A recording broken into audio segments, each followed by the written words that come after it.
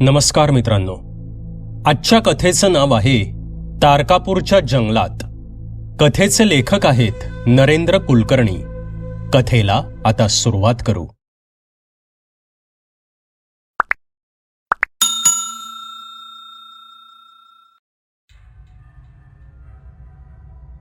तारकापूरच्या जंगलाच्या सीमेवर प्रिया, श्वेता, नेहा, सायली आणि अंजली उभ्या होत्या. त्या आपली सुट्टी आता याच जंगलात घालवणार होत्या. त्यांनी असं ऐकलं होतं की त्या जंगलात पुरुषांना जायला परवानगी नव्हती. 15 दिवस सुट्टी असल्यामुळे या 5 जणींनी याच जंगलात जाण्याचा बेत केला होता. आवश्यक ते सगळं साहित्य त्यांनी घेतलं होतं आणि चालायला सोपं जावं म्हणून ट्रॅक पॅन्ट आणि टॉप घातला होता. पायात स्पोर्ट्स शूज होते. त्या 5 जणी जंगलात शिरणार इतक्यात मागून एक माणूस धावत त्यांच्या दिशेने आला. त्याच्या पेहरावावरून तो तिथेच काम करणारा कोणी सुरक्षा रक्षक वाटत होता. "ओ मॅडम, अहो आत कुठे चाललात तुम्ही?" तो माणूस म्हणाला. "तुम्ही कोण?" प्रियाने विचारलं. "मी भानू, इथला सुरक्षा रक्षक," भानू म्हणाला. "अहो, जंगलात जायला पुरुषांना परवानगी नाही, पण स्त्रिया तर जाऊ शकतात ना?" प्रिया म्हणाली. "अहो मॅडम, तो नियम खूप जुना होता, पण आता मात्र स्त्रियांना पण या जंगलात प्रवेश बंद आहे. कारण जंगलात खूप भयंकर घटना घडल्या आहेत. काही काळापूर्वी काही स्त्रिया आज जंगलात गेल्या होत्या, पण त्या परत बाहेर कधीच आल्या नाहीत. त्यांचा पत्ता सुद्धा लागला नाही. त्या घटनेनंतर स्त्रियांना सुद्धा जंगलात प्रवेश बंद केलाय," भानू म्हणाला. "पण असं काय आहे त्या जंगलात?" नेहाने विचारलं. "म्हणजे तुम्हाला या जंगलाबद्दल काहीच माहीत नाही तर?" भानू म्हणाला. "नाही, आम्हाला या जंगलाबद्दल काही माहीत नाहीये. इथे येण्याआधी आम्हाला इतकंच माहीत होतं की पुरुषांना या जंगलात प्रवेश नाही, फक्त स्त्रिया जंगलात जाऊ शकतात. म्हणूनच तर आम्ही इथे आलो," श्वेता म्हणाली. "बरं, मी काय सांगतो ते नीट ऐका. त्या जंगलात एका गुंडाच्या आत्म्याचं अस्तित्व आहे आणि तो आत जंगलात आलेल्या एकाही स्त्रीला सोडत नाही. दुसऱ्या दिवशी त्या स्त्रीचं प्रेत जंगलाच्या वेशीवर पडलेलं दिसतं. अशा घटना पूर्वी घडल्या आहेत आणि म्हणूनच तर स्त्रियांना सुद्धा आता जंगलात प्रवेश बंद केलाय," भानू म्हणाला. "पण तो असं का करतो?" अंजलीने विचारलं. "तो एक दरोडेखोर होता. पोलीस त्याच्या शोधात होते, पण बरेच दिवस तो पोलिसांना गुंगारा देत होता. पण त्याच्याच टोळीतील एका बाईने पोलिसांना त्याची खबर दिली. तेव्हापासून त्याला सगळ्या स्त्रियांचा राग आहे," भानू म्हणाला. "आणि पुरुषांना का येऊ देत नाही तो?" नेहाने विचारलं. "कारण त्या दरोडेखोराला पोलिसांनी जेव्हा पकडलं तेव्हा जोशात येऊन त्याने सगळ्या पोलिसांना आव्हान दिलं होतं की कोणीही येऊन त्याला कुस्तीत हरवून दाखवावं. तो खूप बलशाली होता. त्याला आपल्या बळावर पूर्ण विश्वास होता. त्याला माहीत होतं की त्याला कोणीही हरवू शकणार नाही. पण त्या पोलिसांमधील सब इन्स्पेक्टर प्रताप सिंह यांनी त्याचं हे आव्हान स्वीकारलं होतं आणि त्याला कुस्तीत चितपट सुद्धा केलं होतं. असे झाल्याने त्याच्या भावना दुखावल्या गेल्या. कालांतराने त्याचा मृत्यू झाला, पण तेव्हापासून त्याचा आत्मा या जंगलात वावरतोय आणि म्हणून तो या जंगलात पुरुषांना येऊ देत नाही," भानू म्हणाला. "अच्छा, असं आहे तर. नाव काय होतं त्या दरोडेखोराचं?" प्रियाने विचारलं. "डाकू भूपेंद्र म्हणायचे त्याला आणि या जंगलात त्याचंच राज्य चालायचं. त्याची शेवटची इच्छा म्हणून त्याला याच जंगलात पुरलं," भानू म्हणाला. "ठीक आहे, आम्हाला सर्व कहाणी समजली आहे, पण तरीही आम्ही आज जातोय आणि आमच्या जीवाचं काही बरं वाईट झालं तर त्याला आम्हीच जबाबदार असू," प्रिया म्हणाली. "मॅडम, ऐका माझं, नका जाऊ आत," भानू म्हणाला. "नाही, आम्हाला जायचंच आहे. जरा बघूया तरी कोण आहे डाकू भूपेंद्र," असे म्हणत सायली आणि तिच्याबरोबर सगळ्या जणी जंगलात शिरल्या आणि भानू हताशपणे त्यांच्याकडे बघत राहिला. आत शिरताच सायली, श्वेता आणि अंजली ह्यांनी आपल्या नकली केसांचा वीग काढून फेकून दिला आणि चेहऱ्यावर पाणी मारून आपला मेकअप बाजूला केला. खरं तर ते तिघेही पुरुष होते, सागर, सम्राट आणि अनुज. ते जसे त्यांच्या पुरुषांच्या पेहरावात आले तसे प्रिया आणि नेहा हसायला लागले. काय झालं हसायला? सम्राटने विचारलं. सम्राट, तू मुलीच्याच मेकअपमध्ये छान दिसत होतास यार, नेहा म्हणाली. हां यार, ये दिल तुझ पे फिदा हो गया, प्रिया म्हणाली. तुझं दिल आधीच जागेवर आहे का बघ. खूप झाली मस्ती. आपण आता आपल्या कामाला सुरुवात करायची का? सम्राट म्हणाला. हो, पण आधी कुठेतरी बसून नाश्ता करून घेऊया. भूक खूप लागलीये आणि परत किती वेळ उपाशी राहावं लागेल कुणास ठाऊक, अनुज म्हणाला. याला तर कायम खायचं सुचत असतं रे, सागर म्हणाला. इतक्यात सम्राटचा फोन वाजला. तसे तो लांब जाऊन फोनवर बोलून परत आला. कोण होतं रे सम्राट? गर्लफ्रेंड? प्रियाने विचारलं. नाही, सांगतो नंतर. आता जरा आपल्या कामाबद्दल सिरियस व्हा. आपलं हे प्रोजेक्ट यशस्वी झालंच पाहिजे. आणि प्रिया, आत्ता जो फोन आला होता तो शास्त्री गुरुजींचा आला होता. त्यांना सरकारने या तारकापूर जंगलात यायला परवानगी दिलीये, सम्राट म्हणाला. हे शास्त्री गुरुजी कोण? नेहाने विचारलं. ते एक देवऋषी आहेत. कोणत्याही काळ्या आणि अमानवी शक्तीशी लढण्याची त्यांच्यात ताकद आहे, सम्राट म्हणाला. म्हणजे तुला काय म्हणायचंय? इथे खरंच भूत, प्रेत, आत्मा, पिशाच्य आहेत? सागरने विचारलं.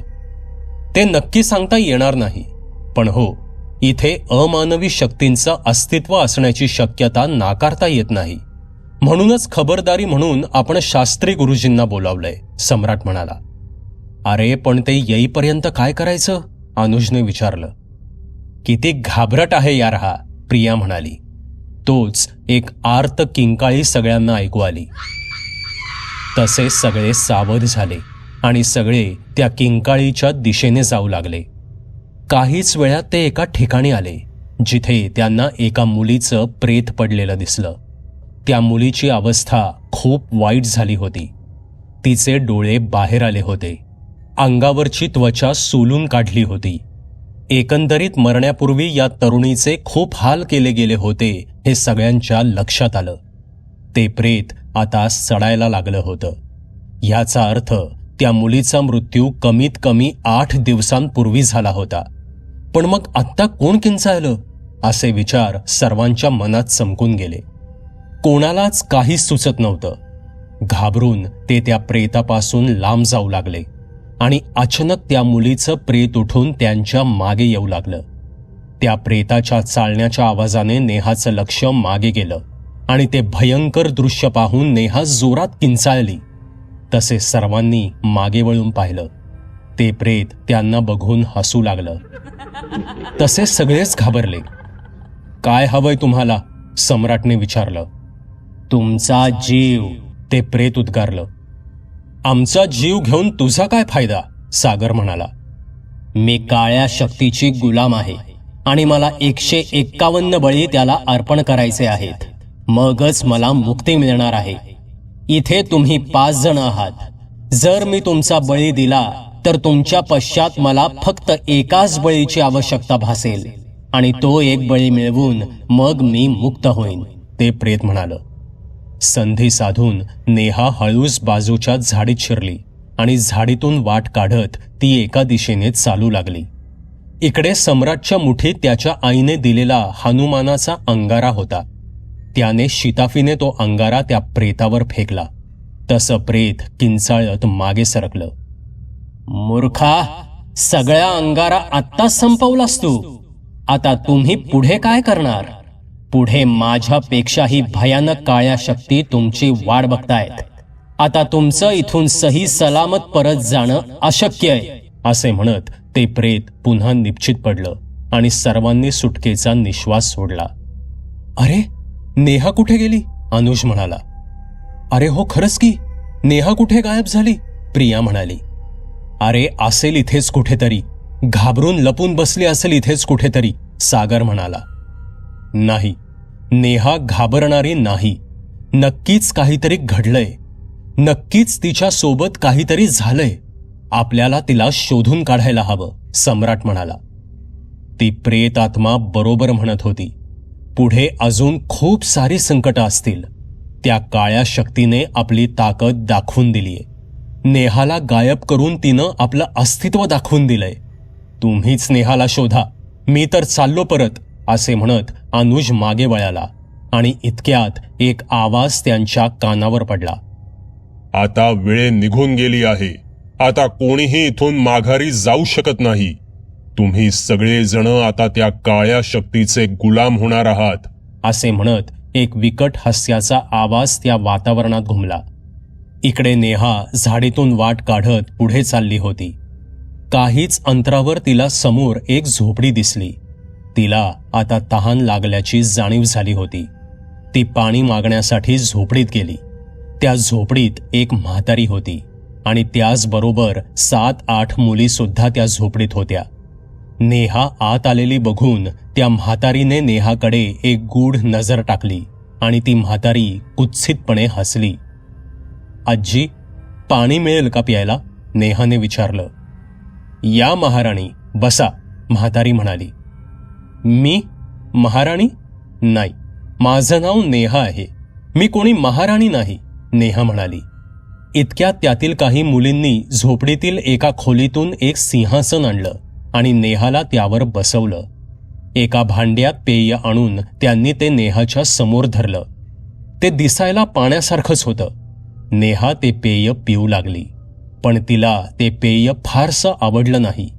पण आजूबाजूची परिस्थिती ओळखून नेहाने ते पेय संपवलं आणि तिने ते भांडं खाली ठेवून दिलं. आता सम्राट येतीलच, आपण शांत बसा, म्हातारी म्हणाली. आणि इतक्यात झोपडीच्या बाहेरून ढोल आणि तुतार्यांचा आवाज येऊ लागला आणि एक काळा भिन्न पुरुष झोपडीत आला आणि नेहाच्या बाजूच्या सिंहासनावर बसला. त्याने नेहाकडे एक नजर टाकली. तो बसताच म्हातारीने त्याला समोर येऊन मुजरा केला. त्यातील 2 मुली त्याच्या पायाशी येऊन बसल्या. काही वेळ गेला. त्याने नेहाकडे एक हवसपूर्ण नजर टाकली आणि तो माणूस पुन्हा झोपडी बाहेर निघून गेला. कोण होता हा माणूस? नेहाने विचारलं. तो नाही, ते सम्राट भूपेंद्र आहेत ते, आणि त्यांना तुला महाराणी बनवायचंय, म्हातारी म्हणाली. काय म्हणजे? काय म्हणायचंय तुम्हाला? नेहाने विचारलं. ऐकून घे, तुला सम्राट भूपेंद्र बद्दल सगळं काही सांगते. बऱ्याच वर्षांपूर्वी इथे भूपेंद्र नावाचा डाकू होता. त्याने या जंगलात धुमाकूळ घातला होता. त्याने पोलिसांना नाकीनऊ आणले होते. बऱ्याच वर्षांनी तो पोलिसांच्या तावडीत सापडला, पण तरीही तो हार मानायला तयार नव्हता. त्याने सगळ्या पोलिसांना आपल्यासोबत कुस्तीचं आव्हान दिलं आणि सब इन्स्पेक्टर प्रतापसिंह यांनी त्याचं आव्हान स्वीकारलं आणि त्याला कुस्तीत चितपट केलं. नंतर मात्र भूपेंद्र पुढे कोणताही पर्याय राहिला नव्हता. त्याने स्वतःला पोलिसांच्या स्वाधीन केलं आणि कोर्टाने त्याला फाशीची शिक्षा सुनावली. मात्र नंतर त्याचा मृत्यू झाला आणि त्याच्या इच्छेनुसार त्याला तारकापूरच्या जंगलात पुरलं गेलं. पण त्याला पुरल्यानंतर दुसऱ्याच दिवशी पोलिसांना मदत केलेल्या त्याच्याच गटातील त्या तरुणीचा गूढ पद्धतीने मृत्यू झाला आणि तेव्हापासून इथे येणाऱ्या प्रत्येक मुलीला ते त्यांचे गुलाम बनवतात आणि पुरुषांना तर जंगलात येऊ सुद्धा देत नाहीत. आणि जर चुकून एखादा पुरुष आत आलाच तर त्याचं नख सुद्धा कोणाच्या दृष्टीस पडत नाही. पण तू नशीबवान आहेस, तुला ते आपली गुलाम नाही तर राणी बनवणार आहेत. पण जर तू या गोष्टीला नकार दिलास तर मात्र तुझी सुद्धा हालत आमच्या सारखीच होईल. गेली 25 वर्ष मी इथे पडून आहे, फक्त त्यांना नकार दिला म्हणून. बाकीच्या या सगळ्या मुलींना त्यानं गुलाम म्हणून बंदी बनवलंय. आता तू ठरव तुला काय करायचंय. 2 दिवस आहेत तुझ्या हातात, असे म्हणत ती म्हातारी बाहेर पडली. इकडे सम्राट, निखिल, सागर आणि प्रिया जंगलात नेहाला शोधत होते.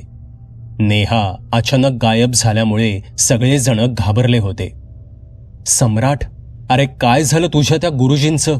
ते येणार आहेत की आपल्याला असंच सोडलंय त्यांनी या जंगलात मरायला? सागर म्हणाला. नाही रे, निघाले आहेत ते. ते लवकरच पोचतील. पण ते यायच्या आधी नेहाला तर शोधायला हवं ना. कुठे गेली असेल काय माहीत, सम्राट म्हणाला. तरी मी सांगत होते तिला जास्त पुढे पुढे करू नकोस. म्हणे कोण झपाटतंय मला या जंगलात ते पाहायचंय मला. आता समजलं असेल नीट. प्रिया रागाने म्हणाली. हे सगळं सांगायची ही वेळ आहे का? प्रिया, शोधायचा असेल तर शोध तिला, नाहीतर जा घरी परत तू, सम्राट म्हणाला. घरी जाऊ? तो अदृश्य आवाज काय म्हणाला ते आठवतंय ना? इथे येणं आपल्या हातात आहे, पण इथून परत जाणं मात्र आपल्या हातात नाही, प्रिया म्हणाली.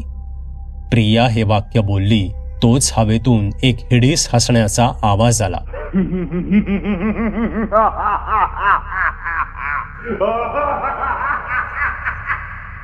मुलगी हुशार आहे. आता तुम्ही माझ्या जाळ्यात अडकला आहात. इथे माझं राज्य आहे.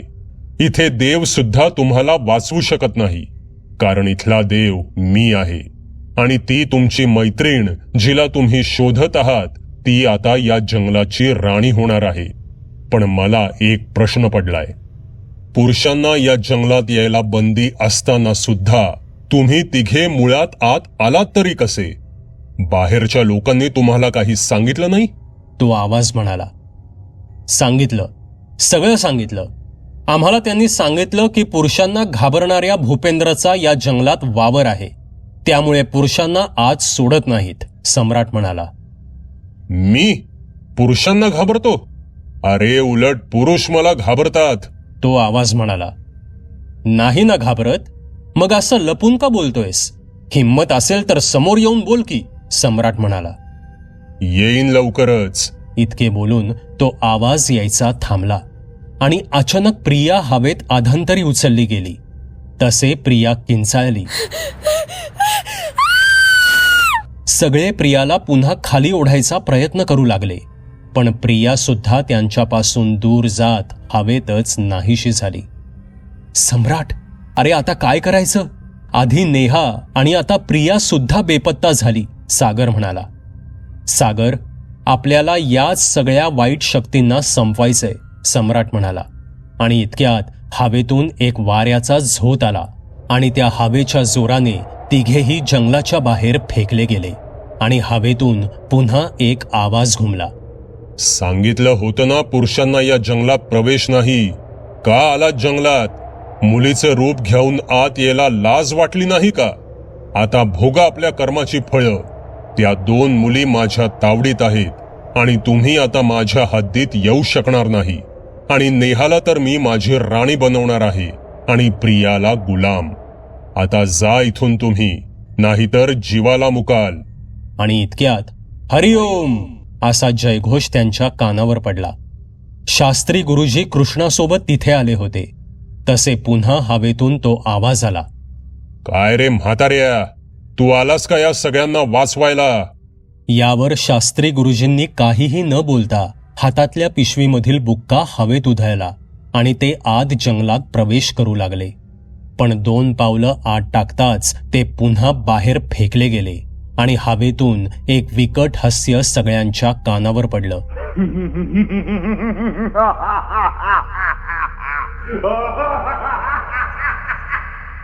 आता शास्त्री गुरुजी विचार करू लागले. काही वेळ विचार केल्यावर त्यांनी कृष्णाला खूण केली. तसे कृष्णा आता ध्यान लावून बसला आणि शास्त्री गुरुजी आपल्या पिशवीमधून शंख काढून शंखनाद करू लागले. तसं वातावरण सकारात्मक झालं. आता शास्त्री गुरुजींनी आणि कृष्णाने त्या 3 मुलांना त्यांच्या मधोमध घेतलं आणि त्यांना आपले डोळे बंद करायला सांगितले. काहीच वेळात शास्त्री गुरुजींच्या आणि कृष्णाच्या आध्यात्मिक शक्तीच्या जोरावर ते 5 जण जमिनीपासून 3 इंच वरून चालायला लागले. आपण हवेत चालत असल्याचं सम्राटला जाणवलं. तसे त्याने डोळे उघडले आणि त्याला दिसलं की ते सर्वजण खरंच जमिनीपासून वर हवेतून चालत जात होते. हे काय गुरुजी, आपण हवेतून का चालतोय? सम्राटने विचारलं. कारण या जंगलाची मालकी त्या भूपेंद्रकडे आहे. कोणत्याही पुरुषाने जंगलातील जमिनीवर पाय ठेवला तर त्याचा आत्मा त्याला या जंगलातून बाहेर काढतो, हे तुम्हाला माहीतच असेल. पण आपण त्याच्या मालकीच्या जमिनीवर पायच ठेवला नाहीये, त्यामुळे आता तो भूपेंद्र आपलं काहीच वाकडं करू शकत नाही. म्हणजे आता प्रिया आणि नेहाला आपण सहज सोडवू शकतो, निखिल म्हणाला. नाही बाळा, हे इतकं सोपं नाही. आणि त्या भूपेंद्रच्या आत्म्याची ताकद इतकी प्रचंड आहे की आपण सुद्धा जिवंत राहू की नाही हे पण मला माहीत नाही, पण देव आपल्या मागे आहे. त्याच्या भरवशावर आपण हे सगळं करतोय, शास्त्री गुरुजी म्हणाले. ठीक आहे गुरुजी, माझा तुमच्यावर विश्वास आहे. आजपर्यंत एकही काळी शक्ती तुमच्यापासून वाचू शकलेली नाही, सम्राट म्हणाला. सगळी भगवंताची कृपा, असे म्हणत शास्त्री गुरुजींनी आकाशाकडे बघत हात जोडले. इतक्यात पुन्हा हवेतून आवाज आला. म्हाताऱ्या, तुला प्राप्त असलेल्या सिद्धीमुळे तुम्ही सगळे इथपर्यंत आला आहात, पण आता तुम्ही स्वतःच्या मृत्यूला आमंत्रण दिलंय. आता तुम्हाला प्रत्यक्ष देव सुद्धा वाचवू शकणार नाही. ते तर येणारी वेळच ठरवेल.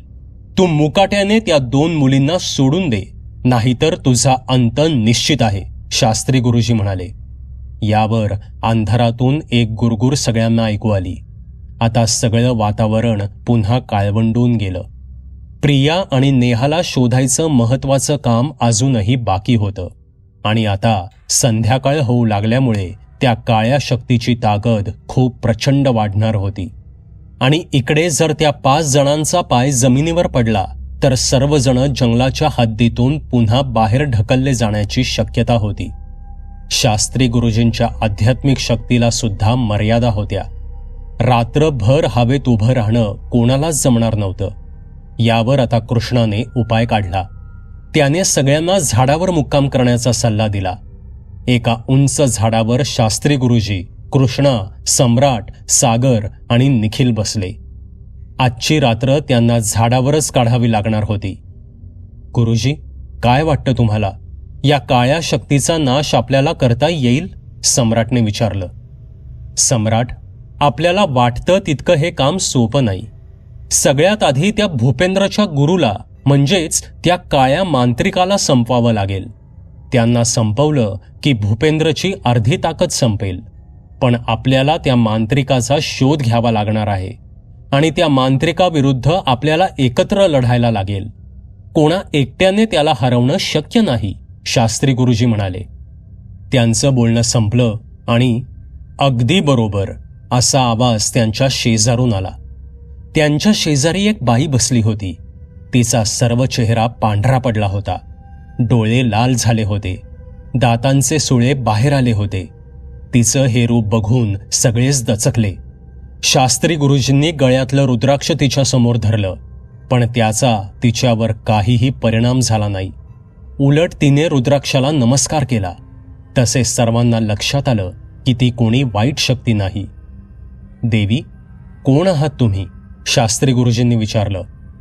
मी एक भक्तीन आहे, ती बाई म्हणाली. पण मग तुम्ही इथे कशा आलात? शास्त्री गुरुजींनी विचारलं. सांगते, आणि मी जे काही सांगणार आहे ते नीट लक्षपूर्वक ऐका. ते तुमच्या फायद्याचं आहे. माझं नाव गंगाबाई. बाजूच्याच गावात माझं घर होतं. गावातील सर्व धार्मिक आणि देवाचे विधी मी करायचे.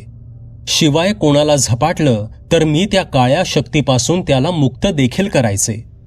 गाव तसं सुखात होतं, पण या गावावर भूपेंद्रची वाईट नजर पडली.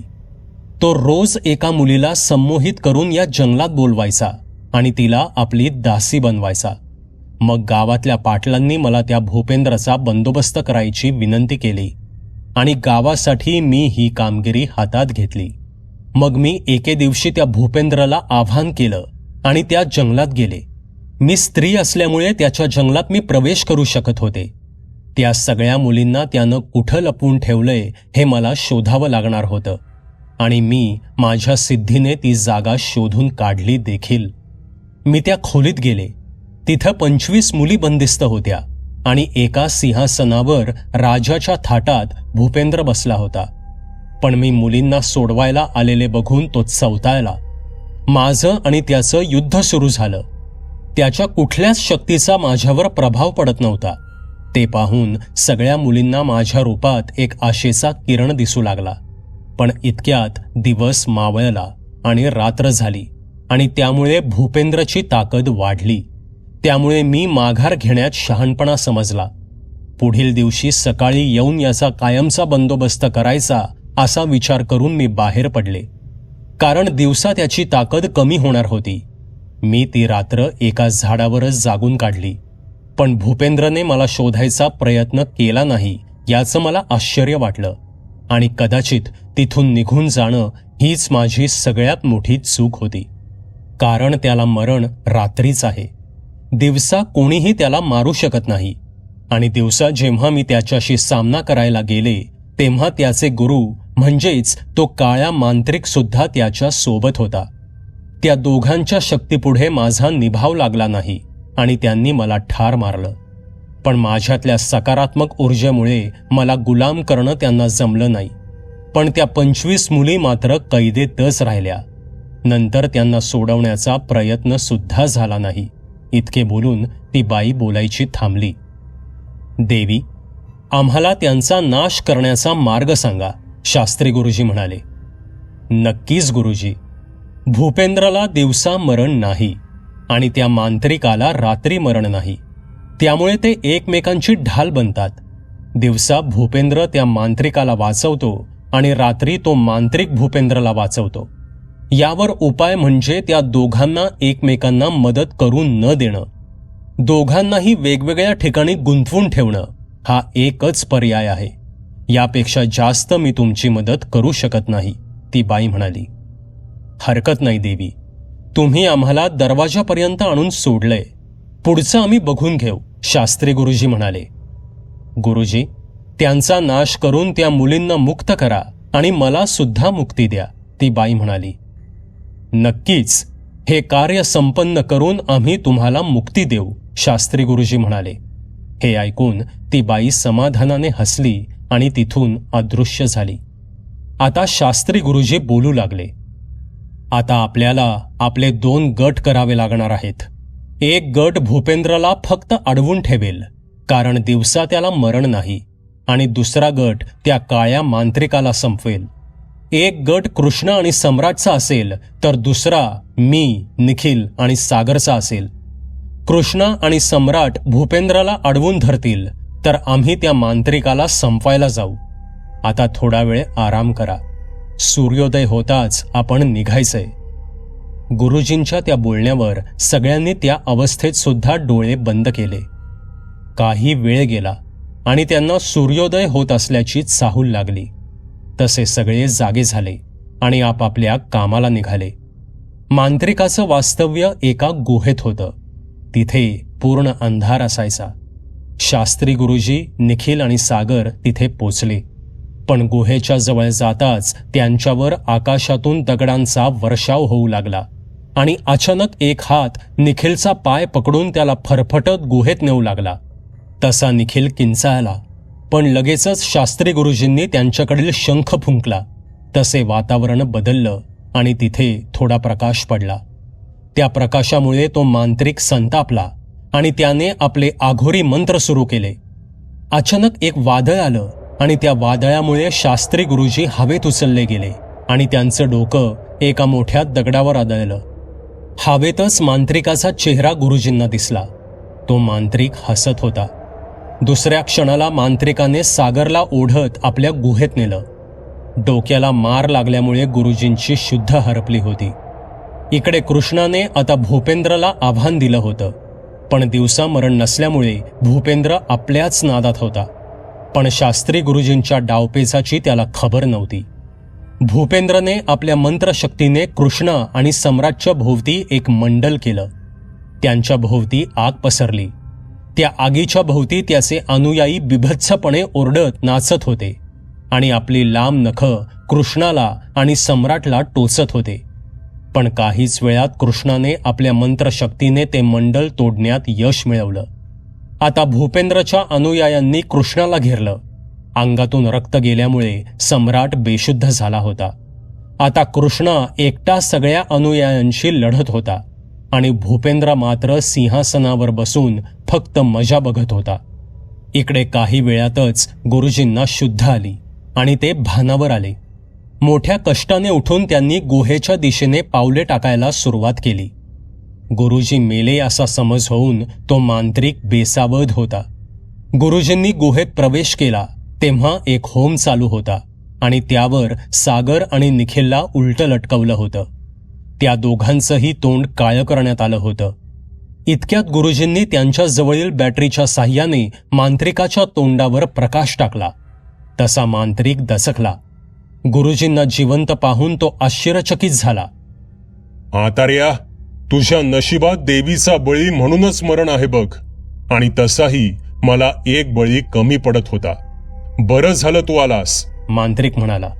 पण गुरुजींनी चपळाईने आपल्या पिशवीतील अंगारा काढून उधळला. तसा तो मांत्रिक किंचाळू लागला.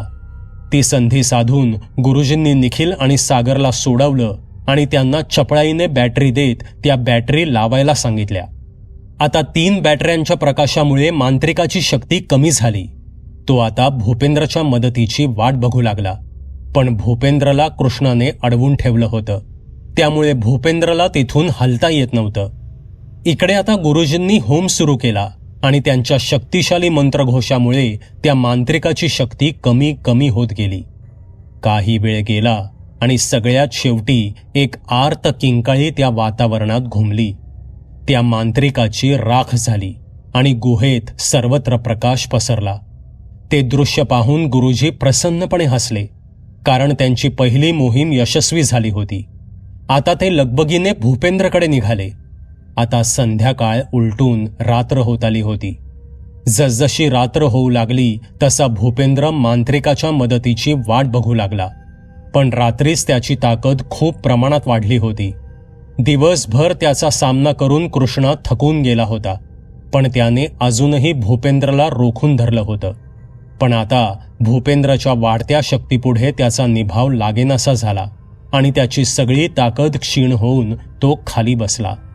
तसा भूपेंद्र जोरात हसू लागला आणि इतक्यात शंखनाद झाला आणि हरिओमच्या गजराने वातावरणात सकारात्मक ऊर्जा आली. शास्त्री गुरुजी, निखिल आणि सागर यांना येताना बघून कृष्णाच्या चेहऱ्यावर एक समाधानाचं हसू आलं. सागर आणि निखिलने सम्राट आणि कृष्णाकडे धाव घेतली. म्हाताऱ्या, तुझं आयुष्य संपत आलंय आता.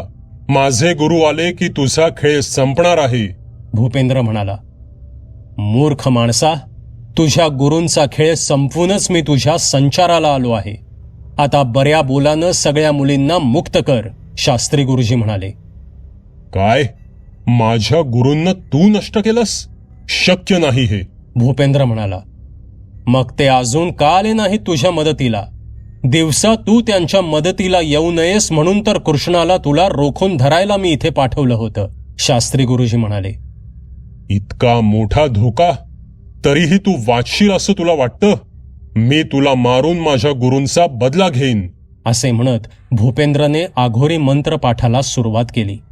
पण शास्त्री गुरुजींनी एक शंख हातात घेऊन पुन्हा शंखनाद केला. कृष्णा आणि गुरुजी या दोघांच्या सकारात्मक ऊर्जेमुळे आता भूपेंद्रची ताकद कमी होऊ लागली.